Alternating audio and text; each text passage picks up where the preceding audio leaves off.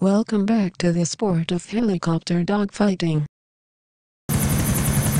It's a beautiful day for flying. Let's find someone to dogfight with.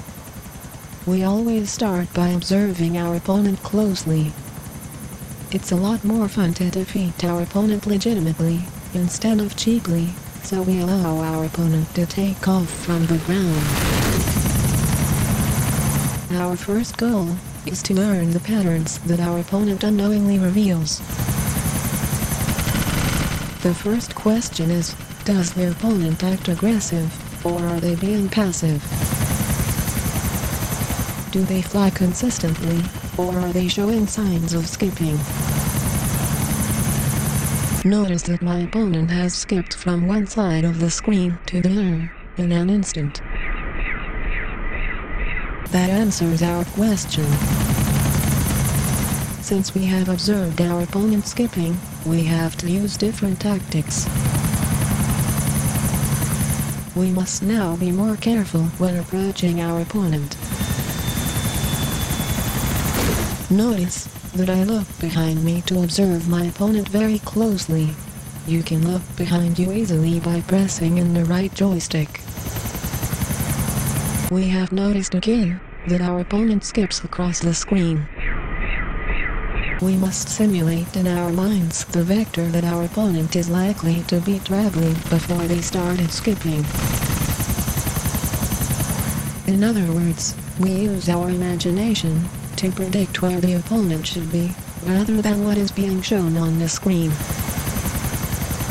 This means that we have to fly over the opponent a little bit further than normal to ensure that we adjust our helicopter trajectory to compensate for the opponent's skipping. Now we will tilt our helicopter blades when passing by them to take our opponent's tail. There goes their tail. But did we actually take their tail off? The answer is no. We did not take their tail off, even though the animation on the screen showed us that their tail is no longer attached. As I've mentioned before, we need to alter our fighting style. We must utilize a prediction-based tactic system. Helicopter trajectory is very easy to predict. It is easy, since we have been learning our opponent's patterns and have observed them skipping multiple times. Therefore we have a very good idea of where they are likely to appear. Let us tilt our helicopter blades while turning, to take their tail. Once again, their tail seemed to detach, but now they are flying away with their tail still intact. The key to victory is to never be surprised by what happens in battle. You have to expect that you might need to take 5 of their tails before the real contact is made. Remember, get energies often, since your opponent skips, they might have made contact with your blades or tail without the animation indicating that damage was sustained. My opponent appears to now be flying passively, meaning that they are flying away from us. Observe how I am taking my time. There is no need to hurry the victory. Dogfighting requires great patience, as does any sport, where victory takes time to cultivate. There is also a time for aggressive flying, and that time is now. No surprise, my opponent seems to have no tail, and yet is flying around as if they still do. We can make their tail reappear by shooting them, or by smashing into them. You can see my opponent's tail suddenly reappear, as they skip to a higher position. Notice that my opponent skips at crucial moments in the battle. We must now deal gracefully with the aftermath of the collision. The helicopter blades sustained heavy damage from the impact, so we must refresh them by getting an energy. Notice how I fly at full speed when collecting the energy. That is absolutely crucial. Every moment of the match is your training. At every moment you must fly as fast as possible. Speed wins boxing matches, and lightning speed wins helicopter dogfights. When you fly as fast as possible toward your opponent, it is just like a jousting tournament, where knights on horses would attempt to knock each other off their horse as they went by. Since I don't know when my opponent will skip next, or where their relocation is, I must continue to be cautious when approaching them. A great deal of the match consists of remaining professional. This is now over 5 minutes into the dogfight, and at any time, my opponent may become emotional and make a false move.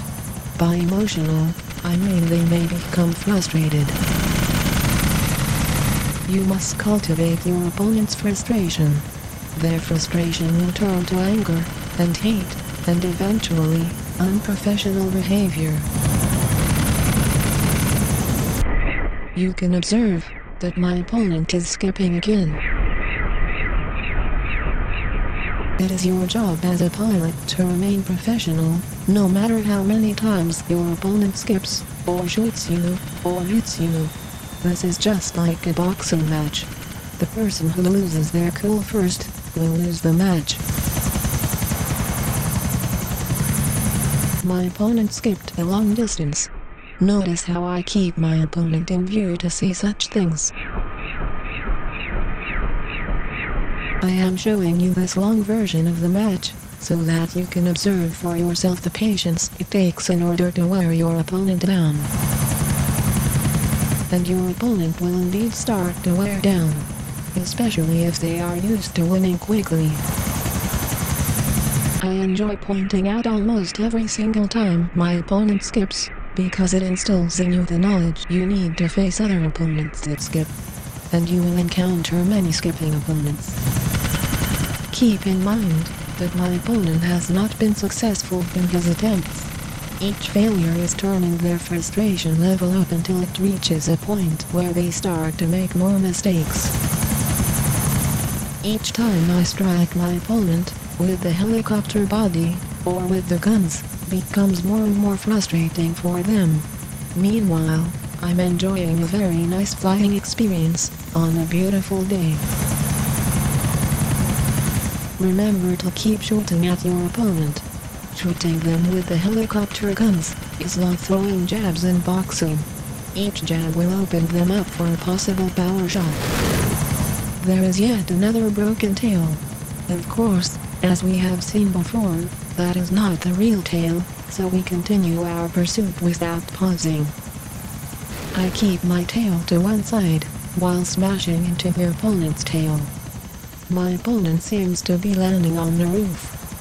Notice how their helicopter is parked nicely and has no momentum in any direction.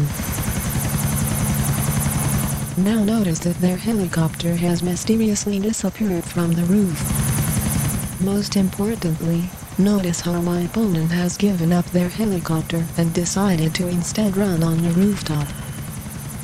My opponent has chosen to stop flying and is now firing rockets from below.